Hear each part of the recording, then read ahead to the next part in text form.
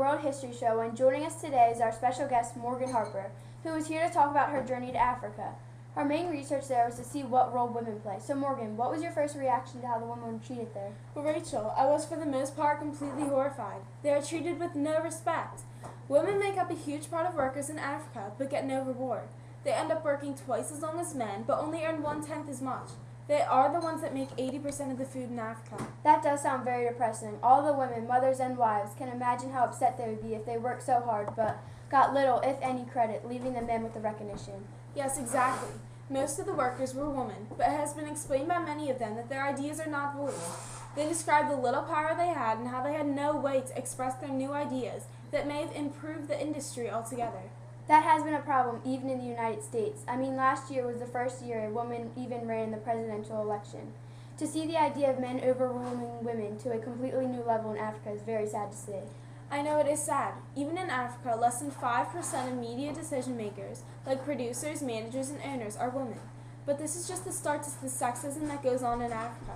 Schooling is another issue. Families time ago, and still today, would send their boys to school rather than girls. Why though? Why aren't girls schooling as important as boys? This has always been a question to me.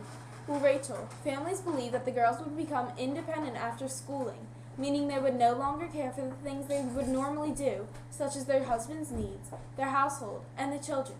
Most girls would end up marrying and deserting their profession anyways, so why go through the trouble for an education?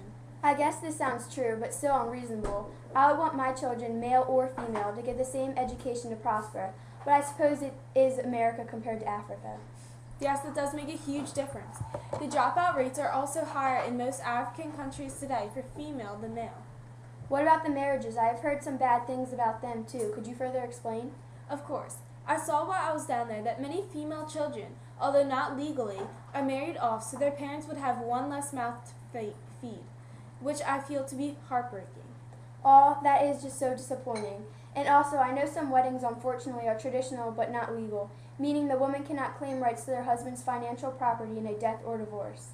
Yeah, women are just not treated right and equal all throughout the world and in Africa.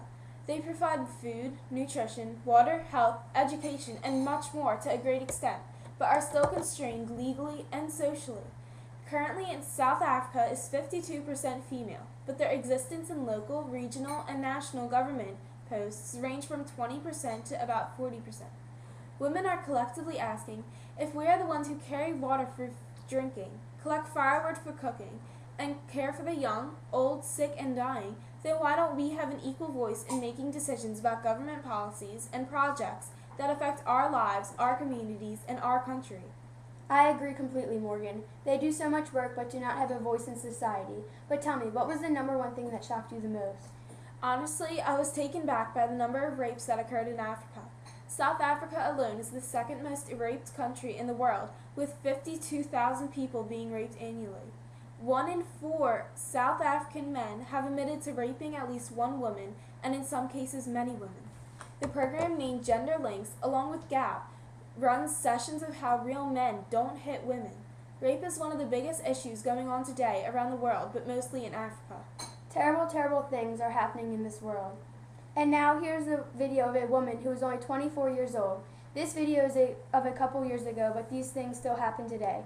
Her boyfriend, who she recently broke up with, got with a couple friends and abducted, raped, and beat her. She woke up in the hospital 7 days later, so she tells her story to the police, doing little effort to find them. Here is the video. My heart is very painful, because if the culprits see her again, they'll kill her. They're in Johannesburg, at Park Station. Park Station. They came the first time? The police came. The first time when I was in hospital. And they told me that they had found one of the guys. But they haven't taken me to identify him. That was the last time I heard from them. I'm angry with them because they don't seem to be doing their work. They should have caught all those guys last year. I'm sure they're just sitting there doing nothing. In South Africa, only 1 in 20 men tried for rape are convicted. A UN report shows that around the world, 1 in 3 women have suffered physical abuse from someone close to them. But violence against women isn't only physical. Women's second-class status and lack of legal protection make them particularly vulnerable. That is sad and very disappointing that our world has to do things like that. I know, this woman along with thousands of others will be scarred their whole life. A story entitled Annie Christmas is fictional, but gives the real view of what women go through. It was about an African woman who was extremely tall and stronger than most men. A man made fun of her and she told him he would regret it. Annie jumped off the boat and drowned. Women are treated with no respect and it definitely needs to change. There's a quote by Ivan Batua who says the truth to Africa. The women of the Musafa tribe are shown more respect than the men. The state of the affairs amongst these people is indeed extraordinary. No one claims descent from his father, both on the contrary from his mother's brother. A person's heirs are his sister's sons, not his own sons. This is a thing which I have seen nowhere in the world. That does need to be changed, and we do see a small improvement of the jobs of women in Africa, or African women. Many have been successful, such as Oprah Winfrey, Tyra Banks, and many singers, actresses, and much more. Rwanda has the largest number of women in parliament in the world, which is quite an achievement. So altogether, Morgan, how has this trip changed your view on the women in Africa? I've grown a greater respect for them. I've seen how much they work and how hard. They are the ones that are holding the country together, and for that they deserve more appreciation for their contribution to Africa. Well said. Thank you for your time, Morgan. Thank you.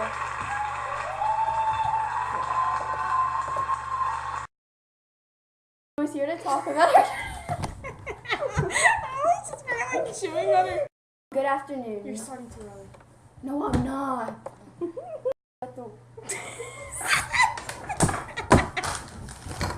That was actually a good one.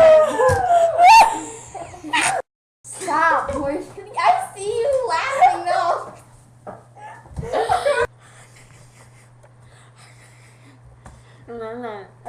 And you were watching the. What? I think it was a burp. Sorry, I just like looking at Sarah. Don't look at her. Wow. Wow! This is a blooper, isn't it? No, 1, 2, 3. I want to sit down against the wall. Look. Okay, that's working. Exactly. Jesus. Look, we look more like news producers like this.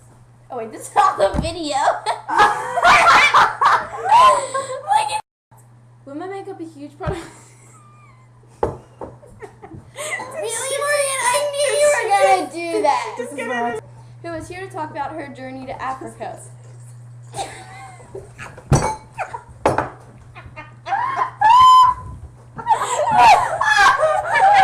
Things like that. Yeah, and like, it's That just is like, sad. act like you just watched that video. That is sad and very disappointing that our world has to do things like that.